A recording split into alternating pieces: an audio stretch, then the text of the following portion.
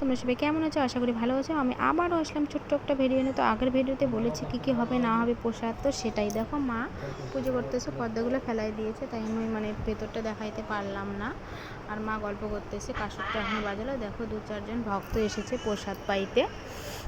তো দেখো গোপালের ঘরে মা কে কী দিয়েছে, আম দিয়েছে, পায়েস দিয়েছে, খিচুড়ি, সাদা অন্ন দিয়েছে, রসা দিয়েছে, শুকুতি দিয়েছে, বড়া দিয়েছে, আলু ভাজা দিয়েছে, মিষ্টি দিয়েছে।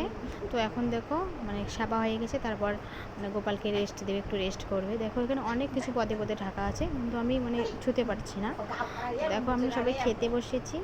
দেখো তারপর আবার নারায়ণের প্রসাদ আছে। তো দেখো মেয়ে, এটা আমি ক্যামেরা করেছি, আর এদিকে বারান্দায় বসেছে সবাই।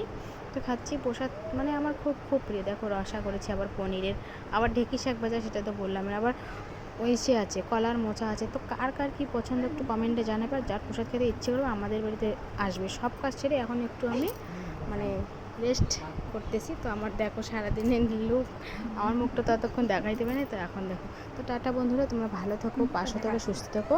কাল আবার দেখা হবে। টাটা, ভালো থাকো বন্ধুরা।